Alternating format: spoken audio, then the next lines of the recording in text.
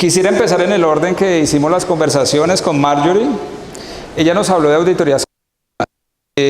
Quisiera, Marjorie, con tu amplia experiencia, ¿cómo consideras que ha impactado a la organización, como en qué es lo más crítico, más le ha impactado a los niveles de la organización el modelo de auditorías continuas?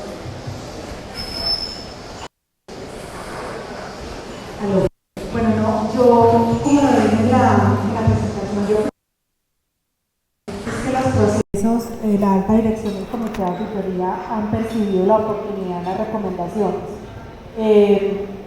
También, como lo comenté, el modelo pues, de auditoría tradicional se basa mucho en el pasado y en algunos casos las recomendaciones no quedábamos, sentíamos que no se generaba valor.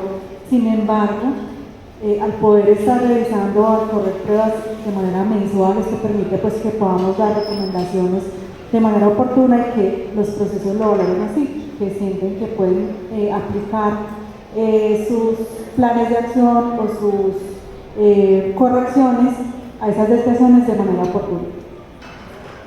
Gracias, Marjorie. En este panel también nos acompaña Liliana Briz. Liliana es la directora de auditoría de Gases del Caribe. Gases del Caribe es una empresa que está en 3 departamentos en la costa caribe. Es una empresa muy representativa y con un nivel, porque lo he evidenciado cuando hemos estado trabajando muy fuerte en términos de auditoría. Quisiera, Liliana, conocer tu apreciación también sobre la misma pregunta que le hicimos a Marco. Nosotros en Gases del Caribe, en paralelo, digamos, con Equigas, porque somos pertenecientes al mismo grupo, hemos venido trabajando en la auditoría continua desde hace más de 3 años. Lo importante, creo, ha sido que las pruebas que se automatizan y se montan en esquemas de auditoría continua realmente en conjunto se hayan definido como que aportan valor. De esa manera nadie le pone en cuestionamiento una prueba porque siempre es un valor que estás agregando al propio dueño del proceso.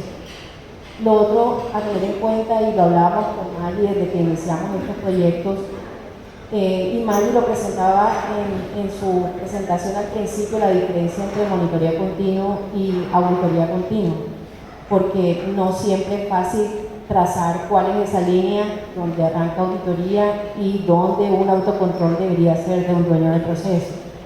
Pero en algún momento lo que decidimos es, pues si la compañía no tiene ese control, hay que tenerlo. Y si nosotros somos los que hoy en día podemos hacer, lo hacemos.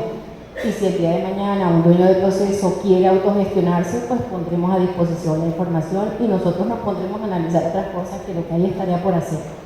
Entonces realmente ha sido una experiencia, como Maggie lo mencionó también, muy gratificante y importante centrarse. Hay muchas cosas que uno quisiera automatizar, pero en la medida en que nos centremos en esas cosas que aportan valor, sobre todo en temas económicos, de manera inmediata la compañía va a ver el valor que este tipo de trabajos le genera a la compañía.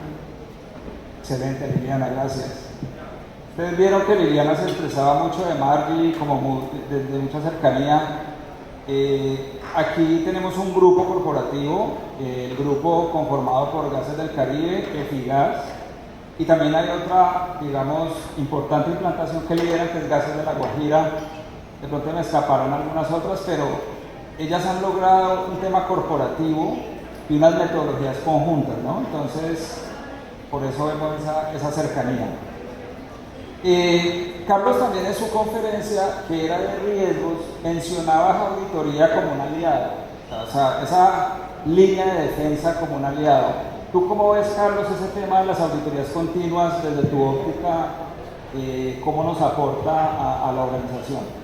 Sí, lo decía en la conferencia, en la charla ahí, el modelo de riesgo no es nada sin el trabajo de auditoría, porque ellos son los que nos validan que el modelo sí sea efectivo y se esté cumpliendo ese objetivo que es el de proteger.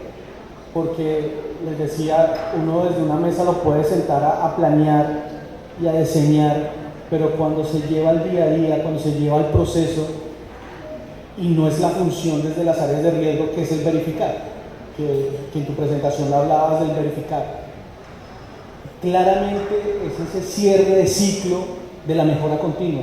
Lo hablaba en el modelo como el pilar principal, como la mejora continua. Y la auditoría interna, yo siempre les digo que somos hermanos de diferente papá.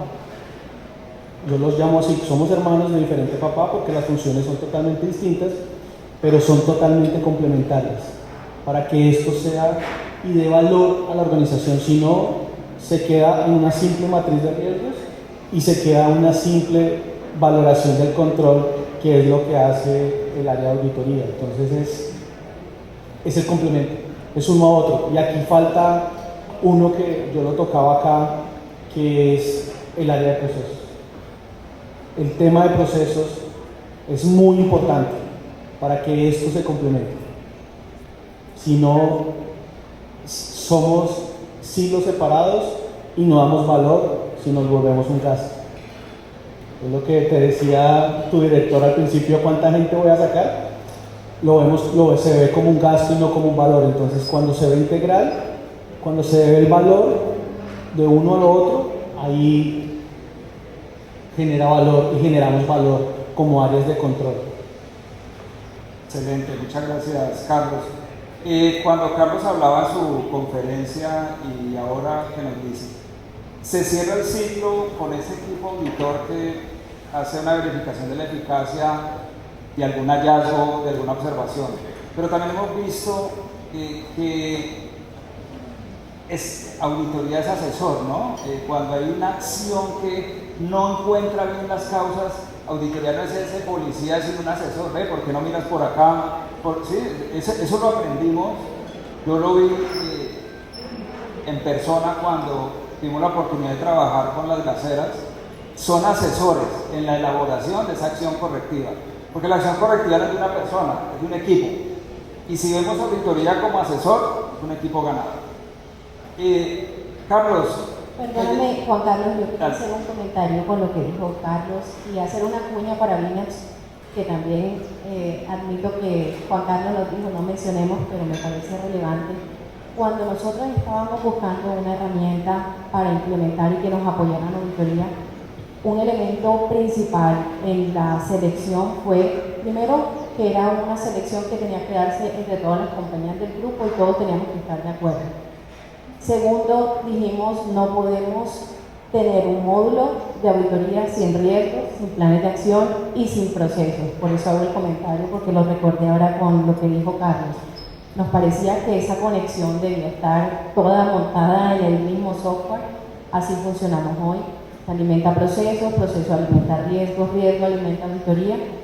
Y como también lo mencionaba Carlos, cuando nosotros hacemos la auditoría y calificamos controles, esa evaluación regresa al módulo de riesgo. Por eso nosotros estamos muy contentos con la forma en cómo dejamos configurada la herramienta, porque realmente nos aporta a hacer más fácil nuestra tarea. Muchas gracias, Liliana. Carlos, algo que me llamó mucho la atención en tu charla fue el tema de las personas. Definitivamente puedes tener el modelo que tengas, pero si eso no está bien aterrizado en las personas, que son las que planean, ejecutan, verificamos, pues digamos que es complicado. Y tú mencionaste algo que quisiera hablar un poco más, en la cultura organizacional. ¿Cómo logra uno hacer una estrategia para generar cultura alrededor del riesgo, de la auditoría y de los procesos? Es algo muy difícil, pero a su vez debe ser algo muy fácil, porque la cultura es el actuar de la persona. Cómo yo me comporto en un escenario, eso se va volviendo cultura.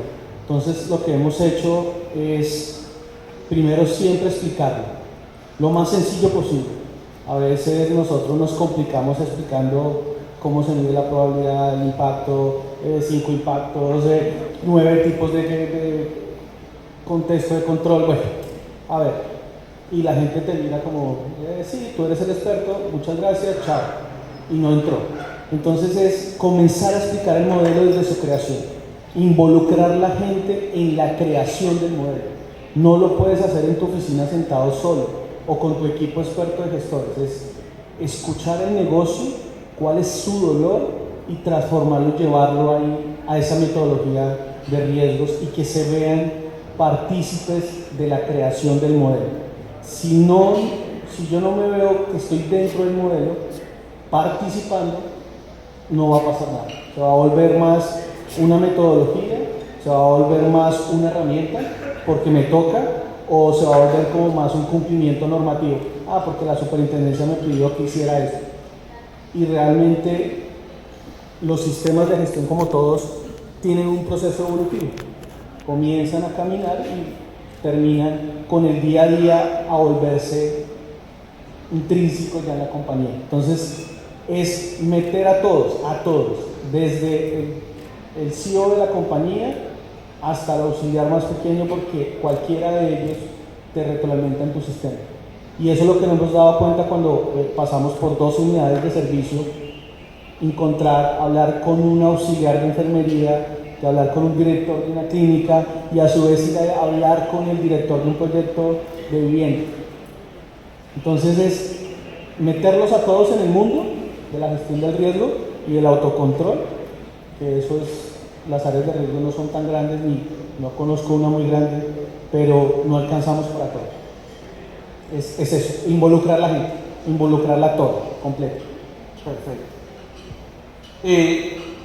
Me llama la atención cuando inició Carlos la respuesta como hacer un modelo no tan complejo, ¿sí? Tuve la oportunidad participamos nosotros en foros con empresas de software de Europa, de Estados Unidos, analizando nuestros propios riesgos como empresa de software, o sea, qué riesgos tenemos nosotros.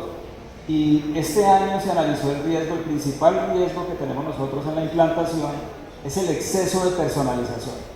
Cuando tú tienes una herramienta muy personalizada, quiero hacer de todo, quiero que hasta eso programe. El exceso de personalización muchas veces hace que se vuelvan herramientas muy complicadas para que cuando llegues al usuario, hasta ahí te llegue. ¿Sí? Entonces digamos que eso lo estamos realizando en los proyectos. ¿Tú cómo ves, Liliana, el tema de la cultura en esa empresa tan grande como es Gases del Caribe, donde hay contratistas, sedes, unidades de negocio? ¿Cómo es ese tema de la cultura hacia la auditoría, los riesgos?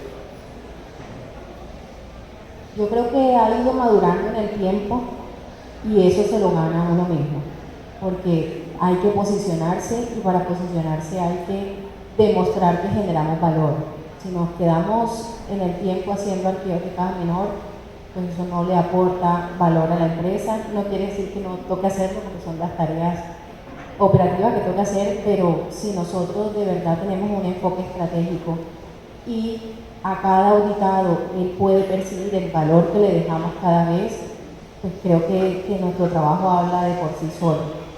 Nosotros tenemos una práctica, es que en cada cierre de auditoría generamos una encuesta de satisfacción y ahí aprovechamos, lo decimos desahogues. Pero tenemos preguntas específicas y una de ellas es en cuánto nos califica de 1 a 5 el valor que le dejamos agregado al proceso. Y hemos creado la cultura, puedes decir lo que quieras, que es para mejora. Pero yo creo que si de verdad nos estamos enfocando en temas que son relevantes, porque cuando hacemos auditoría queremos auditar muchísimas cosas, pero siempre tenemos recursos limitados, tiempo limitado, así que hay que enfocarnos en lo que realmente les importa y adolecen. Creo que esa es la respuesta. Si nosotros estamos enfocados en eso, cualquier mejora que nosotros encontremos va a ser bien recibida. Excelente, gracias.